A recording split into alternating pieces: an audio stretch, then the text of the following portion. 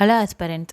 இந்த வீடியோவில் நம்ம இம்பார்ட்டன்ட் ஆர்டிகல்ஸ் முக்கியமான விதிகளில் வந்து என்னென்னா பார்ட் 2 வீடியோ தான் வந்து பார்க்க போகிறோம். இந்த கொஷனில் என்ன கொடுத்துருக்காங்கன்னு பாருங்கள். மதத்தை பின்பற்றுதல் பரப்புதல் போன்ற சுதந்திரம் குறித்து எந்த சட்டப்பிரிவில் சொல்கிறாங்க அப்படின்னு சொல்லி கேட்குறாங்க.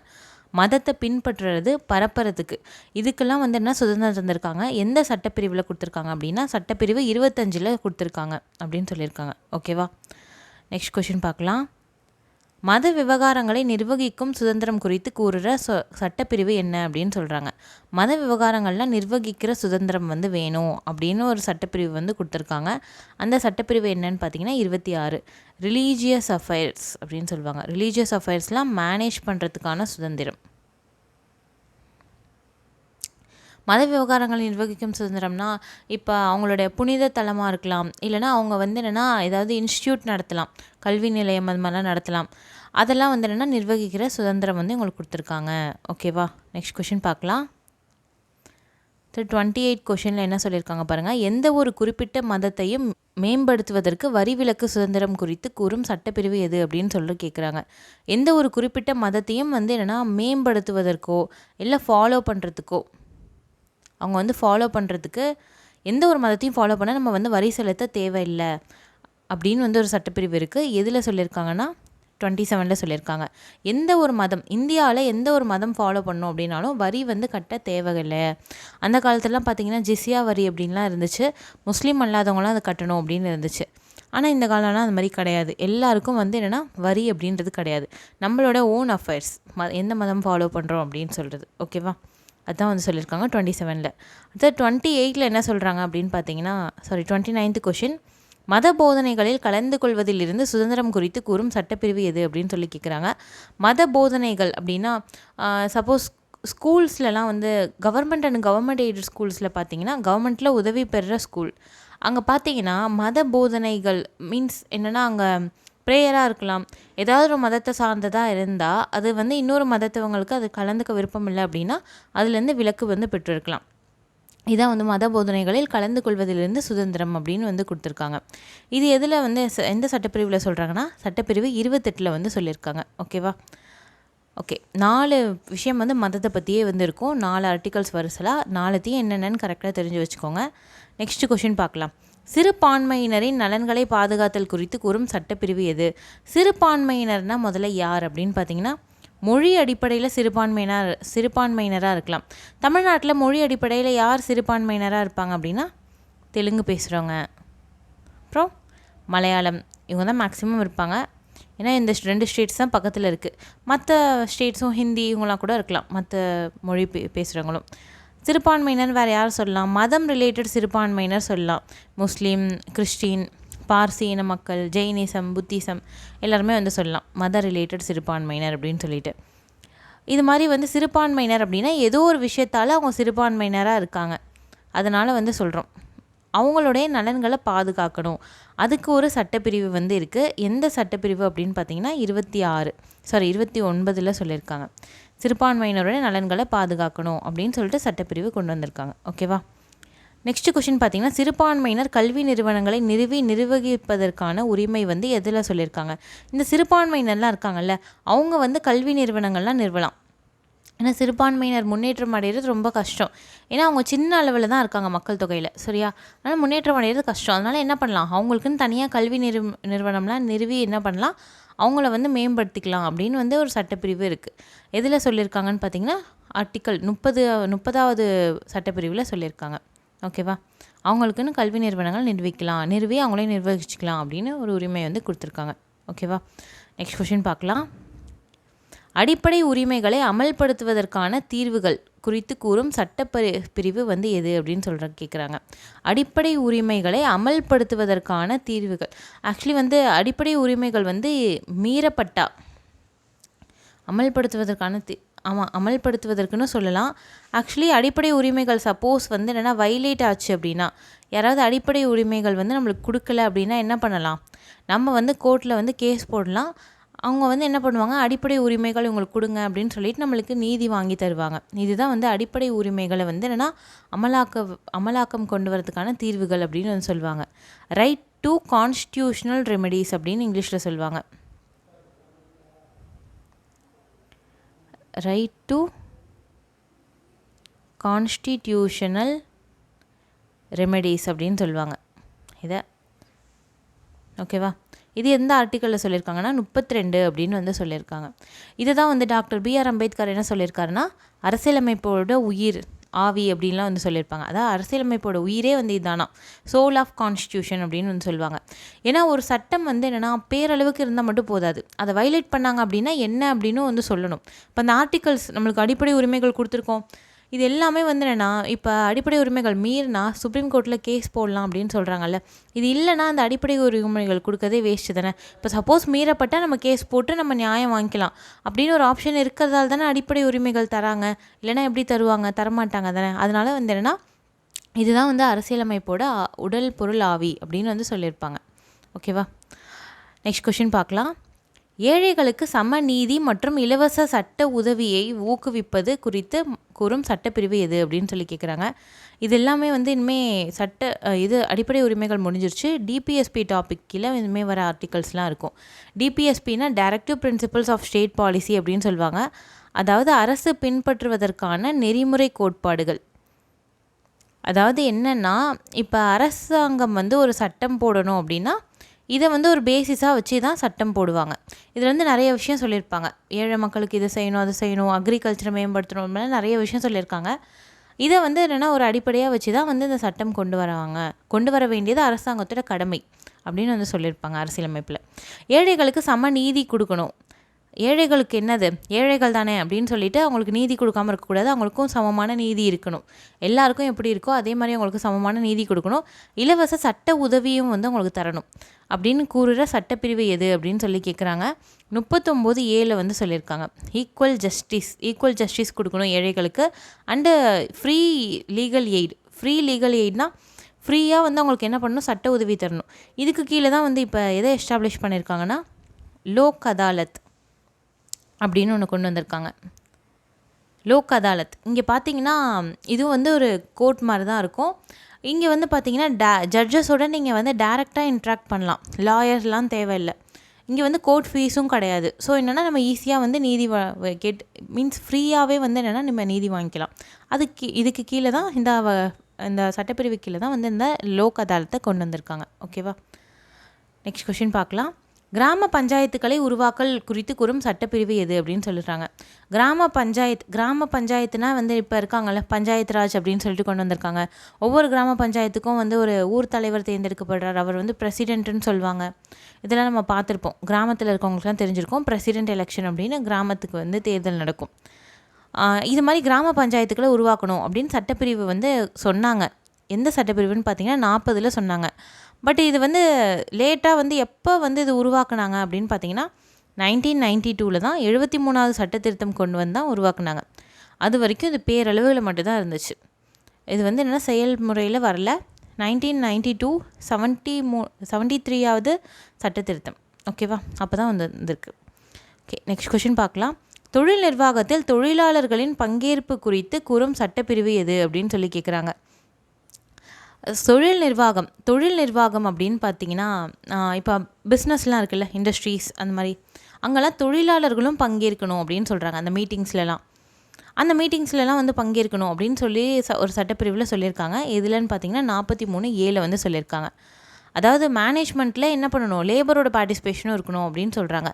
பட் இது வந்து அந்தளவுக்கு செயல்முறையில் இருக்கிற மாதிரி தெரியல. ஆட் பண்ணியிருக்காங்க பட் செயல் வடிவில் இல்லை. நாடு முழுவதும் உள்ள அனைத்து மக்களுக்கும் ஒரே மாதிரியான சிவில் சட்டம் குறித்து கூறும் சட்டப்பிரிவு எது அப்படின்னு சொல்லி கேட்குறாங்க.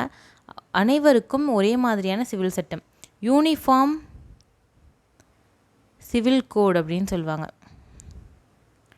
யூனிஃபார்ம் சிவில் கோட் அப்படின்னா யூனிஃபார்ம்னா ஒரே மாதிரியான சட்டம் வந்து நாடு ஃபுல்லாக வரணும்.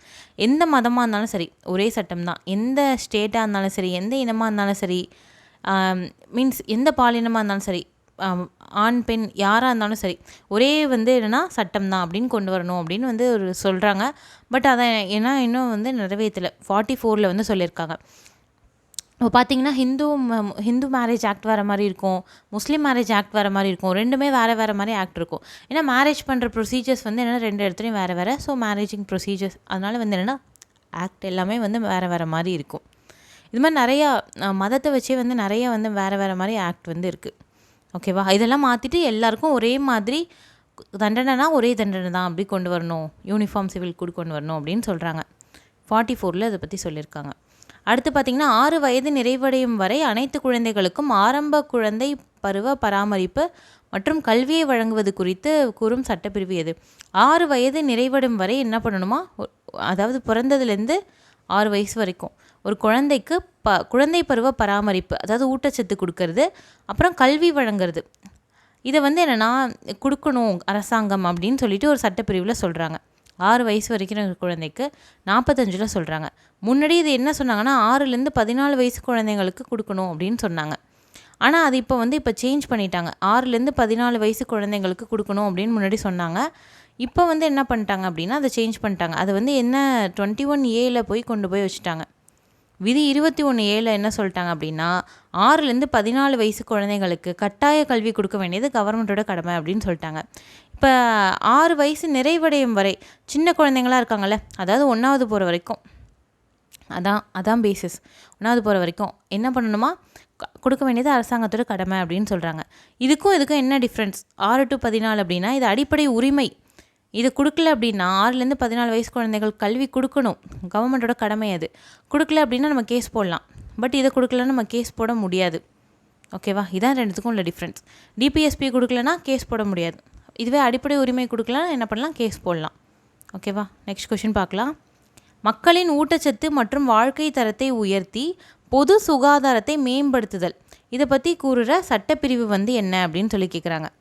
மக்களோட ஊட்டச்சத்தை வந்து அதிகரிப்பு பண்ணணும், வாழ்க்கை தரம்னா அவங்களோட லைவ்லிஹுட்டை அதிகம் பண்ணணும் அப்படின்னு சொல்கிறாங்க. அவங்க வாழ்கிற முறையை வந்து அதிகம் பண்ணணும். இப்போ என்ன வாழ்க்கை தரத்தை மேம்படுத்துறதுனா ஒன்றும் இல்லை.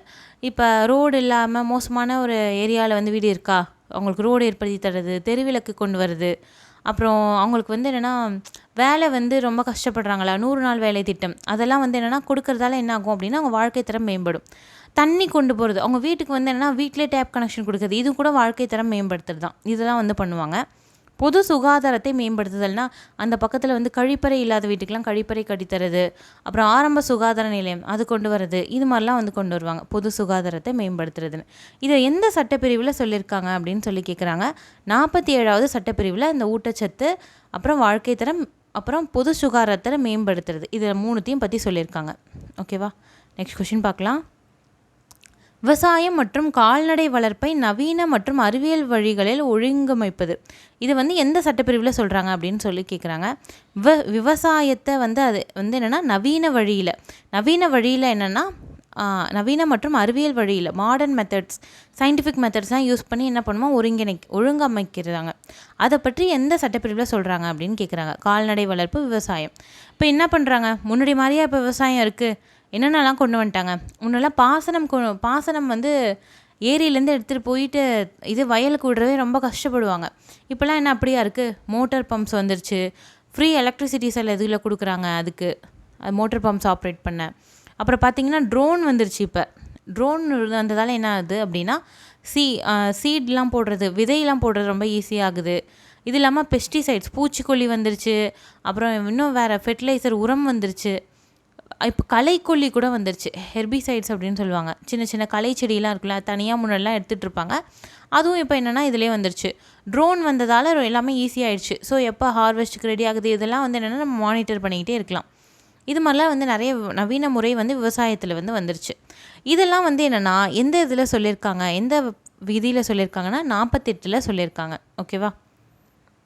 நெக்ஸ்ட் கொஷின் பார்க்கலாம்.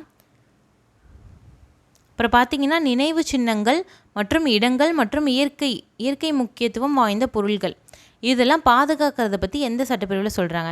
நினைவு சின்னங்கள்லாம் முக்கியமான நினைவு சின்னங்கள். இப்போ இந்தியாவில் என்னென்ன முக்கியமான நினைவு சின்னங்கள் இருக்குது, இப்போ தமிழ்நாட்டை எடுத்துக்கிட்டால் தஞ்சாவூர் பிரகதீஸ்வரர் கோயில் இருக்குது, கங்கை கொண்ட சோழபுரம் இருக்குது, மகாபலிபுரம் இருக்குது. இந்தியா ஃபுல்லாக பார்த்திங்கன்னா தாஜ்மஹால் இருக்குது, அஜந்தா, எல்லோரா குகைகள், யுனெஸ்கோ சைட்ஸ்லாம் நிறையா இருக்குல்ல. இந்த மாதிரி நினைவு சின்னங்கள், அப்புறம் மற்ற முக்கியமான இடங்கள், அப்புறம் என்னென்னா இயற்கை முக்கியத்துவம் வாய்ந்த பொருள்கள், இதெல்லாம் வந்து என்னென்னா பாதுகாக்கணும் அப்படின்னு எந்த விதியில் சொல்லியிருக்காங்க அப்படின்னு கேட்குறாங்க. இதெல்லாம் எதில் சொல்லியிருக்காங்கன்னா 49வது விதியில் சொல்லியிருக்காங்க. ஓகேவா? நினைவு சின்னம், இடம் மற்றும் இயற்கை பொருள்கள்லாம் பாதுகாக்கணும், இயற்கை முக்கியத்துவம் வாய்ந்த பொருள்களை பாதுகாக்கணும் அப்படின்னு 49ல் சொல்லியிருக்காங்க. ஓகேவா? நெக்ஸ்ட் கொஷின் பார்க்கலாம். அடுத்து பார்த்திங்கன்னா, நிர்வாகத்திலிருந்து நீதித்துறையை பிரித்தல். இதை வந்து எதில் சொல்லியிருக்காங்க அப்படின்னு கேட்குறாங்க. நிர்வாகம் வேறு, நீதித்துறை வேறு. அதை வந்து என்னென்னா அந்த காலத்திலே ஒருத்தர் வந்து பிரித்தார். யாருன்னு பார்த்தீங்கன்னா காரன்வாலிஸ்ன்னு நினைக்கிறேன். காரன்வாலிஸ் வந்து பிரிச்சிருப்பார். என்ன அவர் சொல்லியிருப்பார் அப்படின்னா, முன்னாடி கலெக்டர் இருக்காங்கல்ல, ஒரு டிஸ்ட்ரிக்ட் கலெக்டர் இருக்காருன்னா அவர்கிட்ட தான் நீதித்துறையும் இருக்கும். அதை வந்து அவர் பிரிச்சிருப்பார் காரன்வாலிஸ். ஏன் பிரித்தார் அப்படின்னு பார்த்தீங்கன்னா, ஒரே ஆள்கிட்டே நிறையா வந்து என்னென்னா மீன்ஸ் நிறையா பவர் இருந்துச்சு அப்படின்னா அவங்க மிஸ்யூஸ் பண்ண ஆரம்பிச்சிருவாங்க. அவங்களுக்கு ரெஸ்பான்சிபிலிட்டியும் ரொம்ப அதிகமாக இருக்கும். இப்போ பிரிச்சாச்சு அப்படின்னா ஈஸி தானே. ஏன்னா இப்போ சட்டத்தை இம்ப்ளிமெண்ட் பண்ணுறதே யார் அப்படின்னா நிர்வாகம். அதை வந்து என்னென்னா நிர்வாகம் தப்பாக செயல்பட்டு ஏதாவது பிரச்சனை வந்துச்சுன்னா கேள்வி கேட்குறது நீதித்துறை. ரெண்டுமே ஒரே கையில் இருக்கக்கூடாதுல்ல. அதனால் வந்து அந்த காலத்தில் பிரித்தாங்க. ஸோ அது என்னென்னா அது சட்டப்பிரிவாகவே வச்சுட்டாங்க. அது எந்த சட்டப்பிரிவு அப்படின்னு பார்த்தீங்கன்னா 50வது சட்டப்பிரிவு. Separation of judiciary. ஜுடிஷியரி எங்கேருந்து பிரிக்கிறாங்கன்னா எக்ஸிக்யூட்டிவ்லேருந்து பிரிக்கிறாங்க. ஓகேவா? நெக்ஸ்ட் கொஷின் பார்க்கலாம். சர்வதேச அமைதி மற்றும் பாதுகாப்பை மேம்படுத்துதல். அதை பற்றி கூறுகிற சட்டப்பிரிவு என்ன? சர்வதேசம் உலகம் ஃபுல்லாக என்ன பண்ணணும்? அமைதி அப்புறம் பாதுகாப்பை மேம்படுத்தணும். எல்லையில் பாதுகாப்பை மேம்படுத்தணும், அமைதியை காக்கணும். இதுக்கு வந்து ஒரு சட்டப்பிரிவு இருக்குது. எதில் சொல்லியிருக்காங்கன்னா 51. இன்டர்நேஷ்னல் லெவலில் என்ன பண்ணணும்? பீஸை மெயின்டைன் பண்ணணும், அப்புறம் செக்யூரிட்டியை மெயின்டைன் பண்ணணும். இதை பற்றி சொல்லியிருக்காங்க. ஓகேவா? நெக்ஸ்ட் கொஷின் பாருங்கள். ஆளுநரோட மன்னிக்கும் அதிகாரம் குறித்து கூறும் சட்டப்பிரிவு வந்து என்ன அப்படின்னு சொல்லி கேட்குறாங்க. ஆளுநர் வந்து என்னென்னா, ஆளுநருக்கும் இப்போ பிரசிடெண்ட்டுக்கு நம்ம மன்னிக்கிற அதிகாரம் பார்த்தோம்ல, அது மாதிரி ஆளுநருக்கும் மன்னிக்கிற வந்து அதிகாரம் வந்து இருக்குது. அது வந்து எந்த சட்டப்பிரிவில் சொல்லியிருக்காங்கன்னா 161 சொல்லியிருக்காங்க. இப்போ பார்த்தீங்கன்னா 72 பிரசிடெண்ட்டு சொல்லியிருக்காங்க. அது அப்படியே வந்து 1 மைனஸ் பண்ணுங்கள். 1 ஆகுமா 6 ஆகுமா? முன்னாடி ஒரு 1 போட்டுக்கிட்டீங்க, 161 வரும். பிரசிடெண்ட்டை படிக்கிறத வச்சு நம்ம என்னென்னா ஆளுநர்தையும் படிக்கலாம். ஓகேவா? ஆளுநரோட மன்னிக்கும் அதிகாரம் குறித்து இந்த சட்டப்பிரிவில் சொல்கிறாங்க 161. பட் ஆளுநர் என்ன பண்ண முடியாது அப்படின்னு பார்த்தீங்கன்னா, இப்போ பிரசிடெண்ட் எந்த தப்பெல்லாம் மன்னிக்க முடியும் அப்படின்னா, இப்போ யூனியன் கவர்மெண்ட் ஒன்றிய அரசாங்கம் இருக்குல்ல, அவங்க எந்தெந்த விஷயத்துனா சட்டம் போடுறாங்களோ அந்த சட்டத்தை மீறி தண்டனை வந்து பெறப்பட்டவங்க எல்லாருமே வந்து என்னென்னா பிரசிடெண்ட் வந்து விடுவிக்கலாம். இதே மாதிரி மாநில அரசாங்கம் அந்த சட்டத்தை மீறி யாராவது தண்டனை பெற்றிருந்தால் அவங்கள வந்து கவர்னர் வந்து என்னென்னா மன்னிக்கலாம். யூனியன் இப்போ வந்து இந்தியா ஃபுல்லாக ஒரு சட்டம் இருக்குது. நடுவண் அரசு ஒன்றிய அரசு வந்து கொண்டு வந்தது. அந்த சட்டத்தை மீறினவங்களுக்கு ஒரு தண்டனை கொடுத்துருந்தா அவங்க தமிழ்நாட்டு ஜெயிலே இருந்தால் கூட ஆளுநர் என்ன பண்ண முடியாது? மன்னிப்பு கொடுக்க முடியாது. ஓகேவா? இன்னொரு விஷயம் என்னென்னா, ஆளுநர் வந்து இது தூக்கு தண்டனையை மொத்தமாக மன்னிக்க முடியாது. அதுவும் வந்து ஒரு இது இருக்குது. மொத்தமாக வந்து மன்னிக்க முடியாது. பிரசிடெண்ட் மாதிரி மன்னிக்க முடியாது. அதே மாதிரி பிரசிடெண்ட் வந்து என்ன பண்ணலாம்? மிலிட்ரி கோர்ட் கொடுத்து தண்டனையை மன்னிக்க முடியும். ஆளுநர் மிலிட்ரி கோர்ட் கொடுத்து தண்டனையை மன்னிக்க முடியாது. இதுதான் வந்து ரெண்டுத்துக்கும் உள்ள டிஃப்ரென்ஸ். ஓகேவா? நெக்ஸ்ட் கொஷின் பார்க்கலாம். அடுத்து பார்த்தீங்கன்னா, ஆளுநர் அவசர நிலை சட்டம் குறித்து கூறும் சட்டப்பிரிவு என்னது? அங்கே பார்த்தீங்கன்னா பிரசிடெண்ட்டோட அவசர நிலை சட்டம் அதை பற்றி நம்ம பார்த்தோம். இதில் என்னன்னு பார்த்தீங்கன்னா, ஆளுநருக்கு என்ன சட்டப்பிரிவுன்னு பார்த்தீங்கன்னா அதில் 123 வந்து பிரசிடெண்ட்டுக்கு பார்த்தோம். அப்படியே வந்து என்னென்னா கொஞ்சம் சேஞ்ச் ஆகிருக்கும் பாருங்கள். 213 அப்படின்னு இருக்கும் ஆளுநருக்கு. ஓகேவா? ஆளுநருக்கு அவசர நிலை சட்டம் குறித்து கூறுகிற சட்டப்பிரிவு என்ன அப்படின்னு பார்த்தீங்கன்னா 213.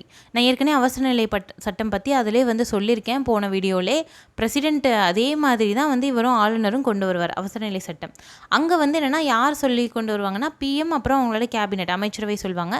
இங்கே யாருன்னா சிஎம் அப்புறம் அவருடைய அமைச்சரவை அவங்க சொல்லி வந்து ஆளுநர் வந்து கொண்டு வருவார். ஓகேவா? நெக்ஸ்ட் கொஷின் பார்க்கலாம்.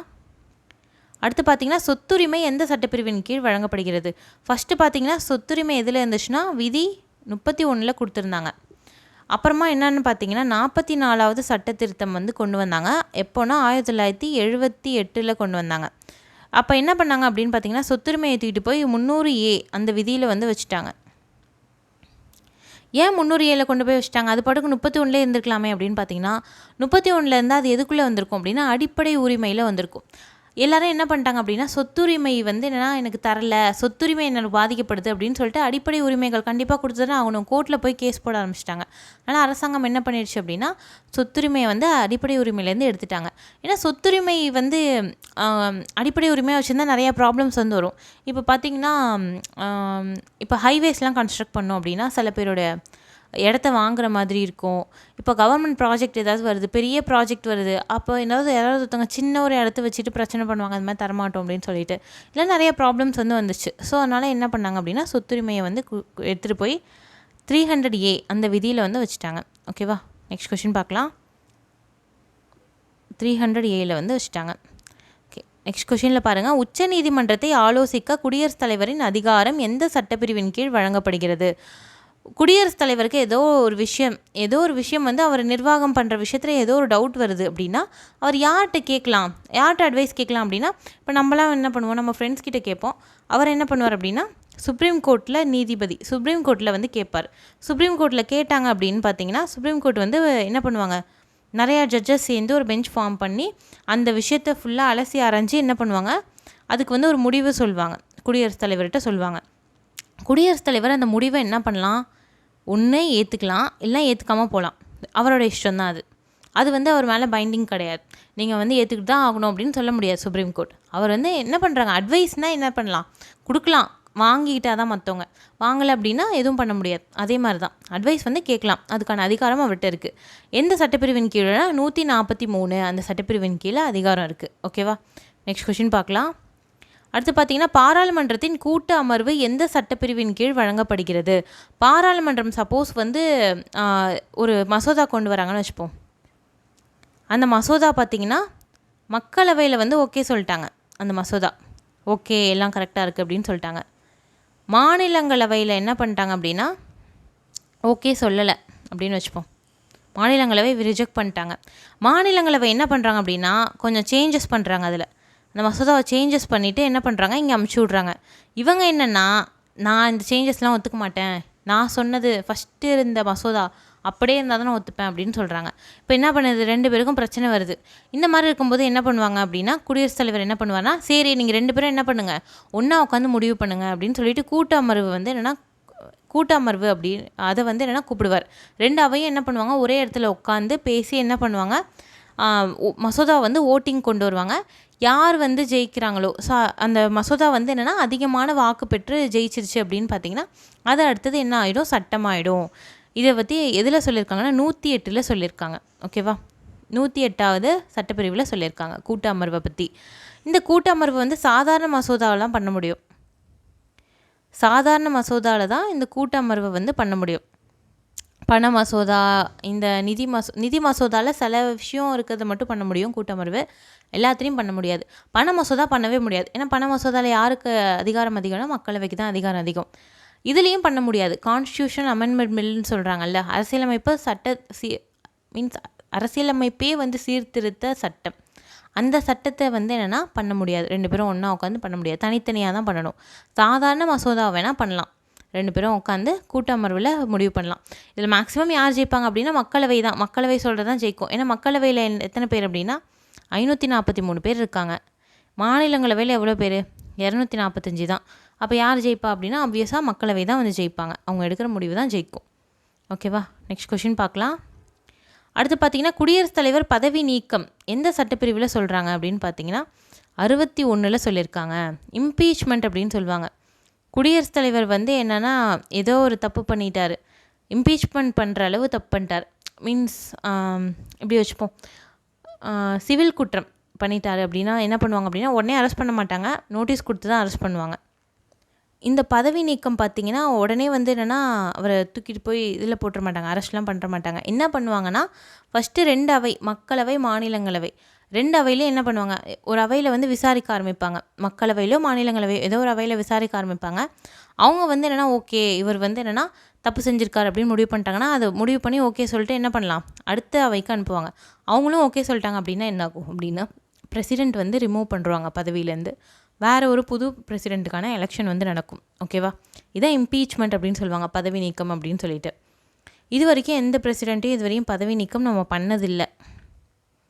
ஓகே, நெக்ஸ்ட் கொஷின் பார்க்கலாம். ஒன்றிய மற்றும் மாநிலங்களுக்கான அரசு பணியாளர் தேர்வாணையம் எந்த சட்டப்பிரிவின் கீழ் வழங்கப்படுகிறது? என்ன கேட்டிருக்காங்கன்னா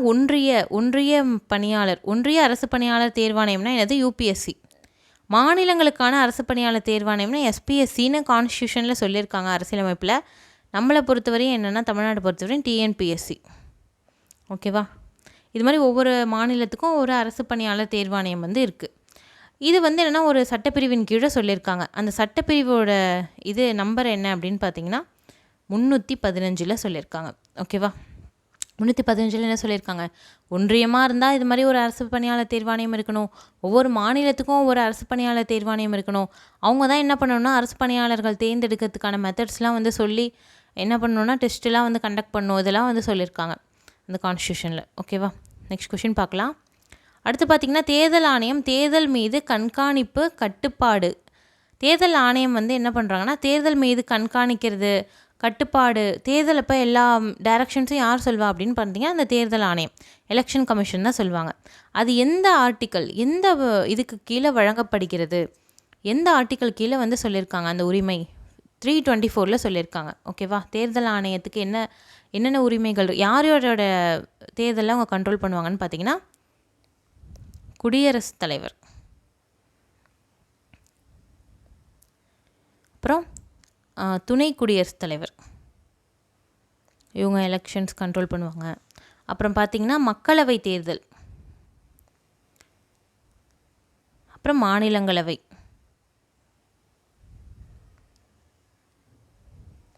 அப்புறம் பார்த்திங்கன்னா சட்டமன்றத்தில் 2மே சட்டப்பேரவை தேர்தல். சட்டப்பேரவைனா ஒவ்வொரு ஸ்டேட்டுக்கும் தேர்தல் நடக்கும்ல, அது சட்ட மேலவைன்னு ஒன்று இருக்கும், லெஜிஸ்லேட்டிவ் கவுன்சில், அதோட தேர்தலையும் வந்து என்னென்னா இவங்க தான் வந்து பார்ப்பாங்க, இவங்க தான் வந்து அந்த தேர்தலில் நடத்துவாங்க. ஓகேவா? ஓகே. ஸ்டேட் இந்த லோக்கல் பாடி எலெக்ஷன் சொல்கிறாங்கல்ல, இந்த உள்ளாட்சி தேர்தல், இதெல்லாம் வந்து இவங்க நடத்த மாட்டாங்க. இது வந்து மாநில தேர்தல் ஆணையம் அப்படின்னு ஒருத்தங்க இருப்பாங்க, ஸ்டேட் எலெக்ஷன் கமிஷன் சொல்லிட்டு, அவங்க தான் நடத்துவாங்க. ஓகேவா? ஓகே, இதோட வந்து இந்த வீடியோ முடியுது. நம்ம மொத்தமாக வந்து 50 கொஷின்ஸ் வந்து பார்த்துருக்கோம், முக்கியமான விதிகள் ஆர்டிகல்ஸில். நெக்ஸ்ட் வீடியோவில் இன்னொரு யூஸ்ஃபுல்லான இன்ஃபர்மேஷனோட மீட் பண்ணலாம். தேங்க்யூ.